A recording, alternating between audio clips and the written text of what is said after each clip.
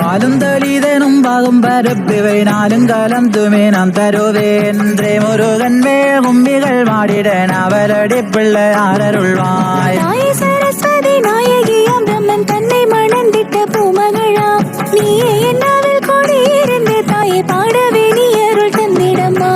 பூவையே தாயே பூவனேஸ்வரியே பூலகம் தன்னையே ஆள்பவளே சக்தியே உன்னை சரணடைந்து வேலவன் தன் புகழ் பாடுகிறேன். ஐகிரி நந்தினி நந்தித மேதினி விஸ்வ வினோதினியே அருள்வாய். வேறு கொண்ட தேவி சிங்கத்திலே வரும் சீதேவி காளி அருள்வாயம்மா. செந்தாமரை பூவில் உத்தவளாம் அம்மன் மாவிங்கடியாக வந்தவளாம் மாயவன் தங்கையாய் நின்றவளாம் உங்கள் கண்ணகை தாயாரே நீ அருள்வாய். முன்னடியாலே உலகளந்தாய் ருப்பணி தன்னை மனம் முடித்தாய் கண்ணா முகுந்த பரந்தாமா மாயவா வந்து மெய்காருமையா. ஈஸ்வரன் முக்கண்ணே தந்திரக்க திப்பிளம்பாக கோடி தோன்றிய திப்பிளம்பு வடித்து ஆறு கதிர்களாய் மாறியவே. ஈஸ்வரன் வாயுவை தான் அழைத்து தீப்பொறி தன்னை கொடித்திடவே வாயுதேவனும் கரமேந்தி ஆகாய மார்க்கமாய் தான் விரைந்தார்.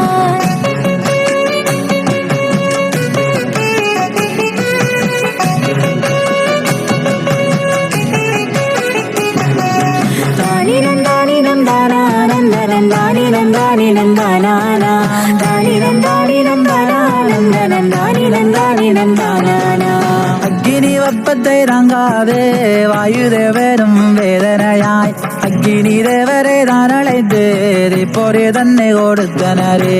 அக்கினி தானும் மணலாய் பறந்திட அக்கினி தேவனும் தாங்காமல் ஓடுகின்ற கங்கையிலே அக்கினி தீப்பொறியை எறிந்தார். 1000 கோடி சூரியனை விட திப்பிளம் பக்கினியாய் பறக்க கங்கையும் அக்கினி தாங்காமல் அழுது புரண்டு நிலை குலைந்தாள். கங்கையின் வேதனை தான் தணிக்க அம்மாள் ஆதிபராசக்தி தான் விரைந்து கங்காதேவியிடம் ஆலோசனை சொல்லி சரவண பொய்கையாய் மாறி நின்றாள். 1008 காடுக்கு இதழ் கொண்ட செந்தாமரை பூவில் தான் விடவே அக்கினி விளம்பு ஆறு குழந்தை அழகு வடிவாய் பிறந்ததுவே.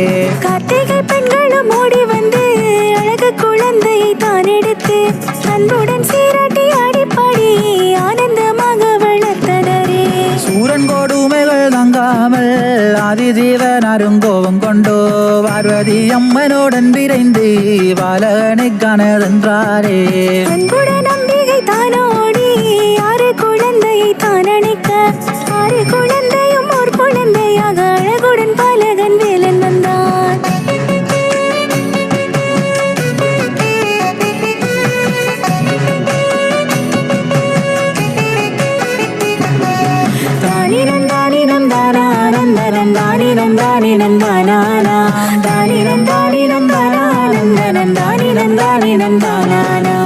ஆறுமுகமும் 12 கையும் அரகரம் போலே மீனியோடன் முத்தும் பவளமும் ரத்தினம் என்ன ஈசனுமை வளம் தோன்றினானே. கார்த்திகை பெண்கள் வளர்த்ததினால் ஈசன் கார்த்திகேயன் என நாமம் சூட்டி வானிலே நட்சத்திரமாய் ஜொலித்திட கார்த்திகை பெண்ணை அனுப்பி வைத்தார். கைலாயம் சென்று கணபதி தன்னுடன் ஆறுமுகவனும் தான் மகிழ்ந்தே ஆனந்தமாக விளையாடையிலே நாரத மாமுனி வந்தனரே. முக்கனி ஒன்றன மாங்கனியை ஞான பழம் என தான் உரைத்து அப்பன் சிவனிடம் தான் கொடுக்க ஈசன் பார்வதி என்னையிடம் கொடுத்தார். கணபதி வேலவரை அழைத்து அம்மன் ஞான பழத்தை காட்டியதான் மூலகத்தை வலம் பொறுவோருக்கு ஞான பழமும் கிடைக்கும் என்றார். புள்ளிமயில் மீது தான் பறந்து வேலன் மூலகத்தை வலம் வரவே ஆனை மகனும் புத்திசாலியாக அம்மையப்பரை வலமும் வந்தார். சந்தோஷமாக கந்தனம் வந்து மங்கனி எங்கே எனக்கு அண்ணன் கணபதி வெற்றி வெற்றி வென்று விட்டார் என தாயுரைத்தார். ஆறுமுகவனும் ஆவேசமாகி அங்காரமாகவே கோபம் கொண்டு அம்மையப்பரையே வேலன் வருத்துமே கைலாயத்தை விட்டு சென்றனரே.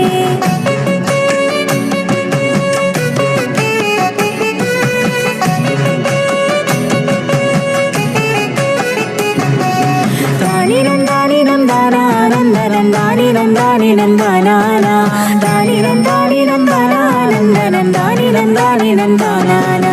சிவகிரி சத்திகிரி மலையை அகத்திய மாமுனி கொண்டு செல்ல சேவகனாம் இடும்பனிடத்திலே ஆணையிட்டு அவர் சென்றாராம். கபடி போலவே தோளிலே தூக்கி இடும்பன் மலைகளை தான் சுமந்து இளைப்பாறும் வேளையிலே முருகன் சிவகிரி மலையினில் வந்தமர்ந்தார். உண்டு இடும்பன் மாலை சுமக்க கனத்த பாரமாய் மாலை இருக்க இடும்பனும் வேலனும் யுத்தம் புரிந்தும் இடும்பனும் வேலவன் பக்தனானான். சூரன் கொடுமைகள் தாங்காமல் தேவர்கள் வேதனை கொள்கையிலே ஈசனும் வேலவனை அழைத்து வென்று வா என்று விடை கொடுத்தார். சக்தியுமையவள் தான் எழுந்து அம்மன் உருவத்தை வேலாக்கே வெள்ள பகைகளை வென்று வா என்று வீரசக்தியும் அனுப்பி வைத்தாள். கொல்லாத பூதப்படையுடனே சூரனை சங்காரம் செய்யவென்று வீரபாகத்தேவர் முன்னெடுக்க சுப்பிரமணியரும் சென்றாரே.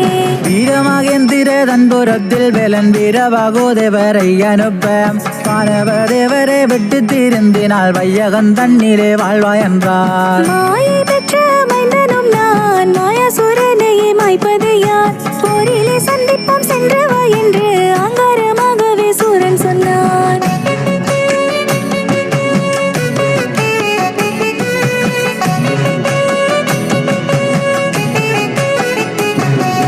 தானி நந்தானி நந்தானா நந்தனந்தானி நந்தானி நந்தானானா தானி நந்தானி நந்தானா நந்தனந்தானி நந்தானி நந்தானானா. 6 நாள் தொடர்ந்து யுத்தம் செய்து கொல்லாத சூரப்படை அழித்து சென்று போய் நாளே வருவாயன சூரனே வேலன் அனுப்பி வைத்தார். மாயை பெற்ற மைந்தனம் சூரனும் மாயாஜாலங்களை செய்திடவே ஈசனை வேலன் வணங்கி நின்று சக்திவேல் தன்னை கையெடுத்தார். சூரனும் அமரமாகியே நின்றிட வேலவன் வேலதை தான் அறிய மின்னலை போலவே வானுக்கிழித்துமே மாமரம் தன்னை பிளந்ததுவே. விழுந்த மரத்தை வடிவேலன் சேவல் கொடி மயிலாய் மாற்றி என்றுமே சூரன் புகழ் அழியாமலே வையகம் தன்னிலே வாழ்வா என்றார். ஐப்பசி மாதம் வளர்வரு சஷ்டியில் சூரசங்காரம் செய்ததினால் தந்த சஷ்டி வீரதமாய் அந்நாளே ஒற்றி வடு செய்தனரே. தேவேந்திரன் மகள் தேவயானையரை தேவர்கள் எல்லாம் சந்தோஷமாய் சிரம் சிறப்புமாய் ஆனந்தமாகவே திருப்பரம் குன்றில் திருமணமாம். 6 முகமோ மனபொருளாய் வான்மகிழவே வந்துதைத்தாய் அழக என்றாலே முருகர் என்று அன்புடன் ஐயா காட்சி தந்தாய். ஓமெனும் ஓங்கார தத்துவத்தை அப்பனுக்கு நீயும் பாடம் சொன்னாய். அருளுடன் யார